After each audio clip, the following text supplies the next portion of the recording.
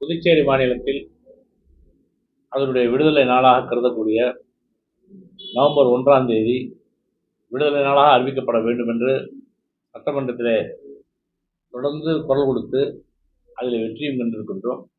என்னை போன்றவர்கள், நம்முடைய எதிர்கட்சித் தலைவர் சிவா போன்றவர்கள், எஸ் பி சிவகுமார் போன்றவர்கள், பிஎம்சி சிவகுமார் போன்றவர்கள்லாம் பேசியிருக்கின்றோம். கம்யூனிஸ்ட் இயக்கத்துடைய மரியாதைக்குரிய தலைவர் ஆர் விஸ்வநாதன் போன்றவர்கள் அதற்காக குரல் கொடுத்திருக்கிறார்கள். இன்றைய முதலமைச்சர் மாண்புமிகு ரங்கசாமி அவர்கள் அதை ஏற்றுக்கொண்டு விடுதலை நாள் கொண்டாட்டத்தை அறிவித்தார்கள். இந்த நாள் வரையிலே அதை நாம் கொண்டாடி கொண்டிருக்கிறோம்.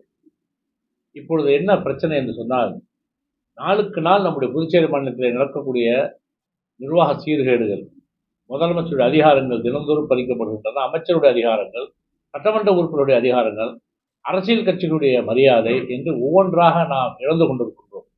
எனவே இது போன்ற ஒரு காலகட்டத்தில், இன்னும் சொல்ல போனால், ஒரு நிர்வாகத்தில் ஒரு துறையிலே இயக்குனர் போடுவதிலே கூட சிக்கல் ஏற்படுகிறது. ஒரு மிகப்பெரிய துறை கல்வித்துறை. இந்த கல்வித்துறையில் இதுவரையிலே ஒரு இயக்குனர் இல்லாமல் ஏறத்தாழ 6 மாதமாக நடைபெற்றுக் கொண்டிருக்கிறது. இதற்கு என்ன காரணம் என்று கேட்டால், முதலமைச்சர் சொல்வதை சிஎஸ் ஏற்றுக்கொள்வதில்லை, சிஎஸ் சொல்வதை கவர்னர் ஒப்புதல் தருவதில்லை. இப்படித்தான் போய் கொண்டிருக்கிறது. அதன் காரணமாக ஒரு மிகப்பெரிய துறையில ஒரு இயக்குனர் இல்லாத ஒரு நிலையை நாம் பார்த்துக் கொண்டிருக்கிறோம். இப்படி பல்வேறு துறைகள். இன்னும் சொல்ல போனால், இப்போ அக்ரிகல்ச்சரில் இயக்குனர் கிடையாது. நான் பேட்டி கொடுத்ததுக்கு பிறகு இப்போ நம்முடைய செயலாளரே ஒரு ஐஏஎஸ் ஆஃபீஸரையே போட்டிருக்காது. டெக்னிக்கல் போஸ்ட் அது. ஒரு தனியாகவே ஒரு அதிகாரிகளை போடணும். இன்னைக்கு திறமை வாய்ந்தவர்கள் நம்ம புதுச்சேரி மாநிலத்தில் இருக்கிறாங்க. இதெல்லாம் எதுக்கு சொல்றேன்னு கேட்டீங்கன்னா, ஒரு குறிப்பிட்ட கல்வித்துறைக்கோ ஒரு வேளாண் துறைக்கு மட்டும் பேசவில்லை. இது ஒரு யதார்த்தத்துக்கு தான், ஒரு உதாரணத்துக்கு தான் சொல்லுகிறேன், அல்லாமல் வேற அல்ல. ஆனால் இன்றைக்கு கொஞ்சம் கொஞ்சமா மக்களால் தேர்ந்தெடுக்கப்பட்டவர்கள் போய் சட்டமன்றத்தில் பேசுகிறோம் என்று சொன்னால், சட்டமன்றத்தில் பேசிவிட்டார்கள், முதலமைச்சர் வாக்குறுதி தந்து விட்டார், அமைச்சர் வாக்குறுதி தந்து விட்டார், அதன் காரணமாக நமக்கு அந்த காரியங்கள் நடக்கும் என்று வெளியில் இருக்கக்கூடிய மக்கள் எல்லாம் மகிழ்ச்சியோடு இருக்கிற போது, அந்த கோப்புகள் செல்லுகிற போது சட்டமன்றத்தில் அறிவித்த எந்த திட்டத்தையும் நிறைவேற்ற முடியாத முட்டுக்கட்டை இருக்கிற போது, இந்த விடுதலை நாளை கொண்டாடுவது என்பது என்னை பொறுத்தவரையிலே மாறுபட்ட கருத்து எனக்குள் தோன்றுகிறது. இது என்னுடைய உணர்வு, உரிமை சம்பந்தப்பட்ட ஒரு விஷயம் என்ற காரணத்தால் சொல்கிறேன்.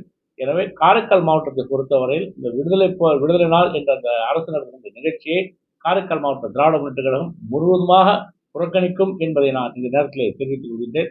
நாங்களாக எப்பொழுதும் கலந்து கொள்ளக்கூடிய வாய்ப்பை நான் பெறவில்லை என்றாலும் கூட, எங்களுடைய கழகத்தை சார்ந்தவர்கள் எல்லாம் அந்த நிகழ்ச்சியிலே கலந்து கொள்வார்கள். இப்பொழுது அவர்களும் கலந்து கொள்ள மாட்டார்கள் என்பதை நான் தெரிவித்துக் கொள்கிறேன். இது ஒரு அடையாளம் தான்.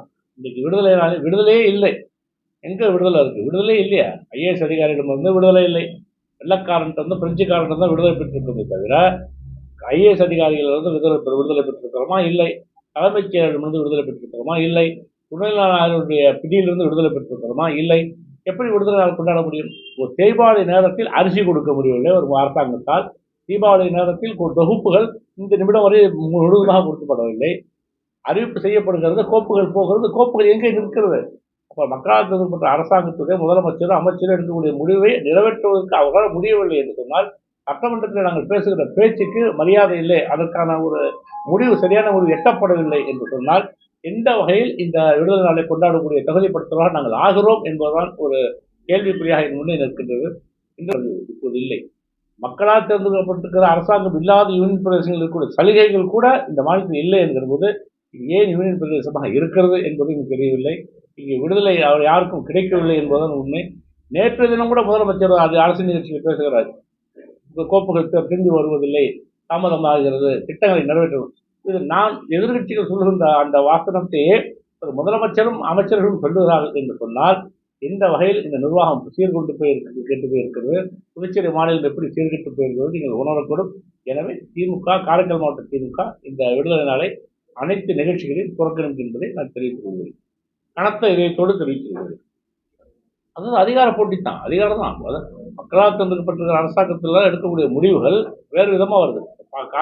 பாண்டிச்சேரி பொறுத்த வரைக்கும் ஒரு பிசிஎஸ் அதிகாரிகள் கூட முதலமைச்சரால் போட முடியாத ஒரு நிலை. இந்த மாதிரி மோசமான நிலைமை வந்ததில்லை. ஒருவேளை நாராயணசாமி இருந்ததுன்னா, அதாவது ஒரு கட்சி ஆட்சி, காங்கிரஸ் ஆட்சி சொல்லிட்டு போகலாம். இன்னைக்கு ரங்கசாமி டபுள் இன்ஜின் அரசாங்கம் நடக்கிற போது அவரால் ஒரு பிசிஎஸ் ஆஃபீஸர் டிரான்ஸ்ஃபர் போட முடியல அப்படின்னு சொன்னா, எங்க போய் சொல்றது? எங்க போய் முட்டிக்கிறது? சொல்லுங்க. போட முடியல அவரால். பிசிஎஸ் ஆஃபீஸருக்கு டிரான்ஸ்ஃபர் பண்ண வேண்டிய கோப்பு கிட்டத்தட்ட 6 மாசமா சுத்துது. 6 மாசமா சுற்றி பிஜி ஆஃபீஸ் எங்கேயுமே இல்லை, 6 மாசமா சுற்றிட்டு இருக்கு. இப்போ சிடிசிங்கிற முறையில் ப்ரொமோஷன் கொடுக்குறேங்கிறாங்க, அந்த ப்ரொமோஷன் ஃபைனல் நிற்கிது. அதனால பிஜி ஆஃபீஸ் எங்கேயுமே போட முடியல, எல்லாம் இன்சார்ஜ். நிர்வாகம் எப்படி நடக்கும்? இன்சார்ஜில் தகுதி இல்லாதவங்களாம் வந்து உட்காந்துக்கிறாங்க, எப்படி வேலை நடக்கும் சொல்லுங்க? மக்களுக்கு தேர்தல் நோக்கி எல்லா பிரதிகளும் போயிட்டு இருக்கிறாங்க, அவசர அவசரமாக காரியங்களை செய்ய வேண்டிய சூழ்நிலை எல்லாரும் இருக்கிறாங்க. எல்லா எம்எல்ஏயும் சேர்த்து சொல்றேன், எங்க நடக்குது இல்லையா? இல்லைன்னா கொண்டாட்ட வர வேண்டி கிடக்கு எங்களுக்கு.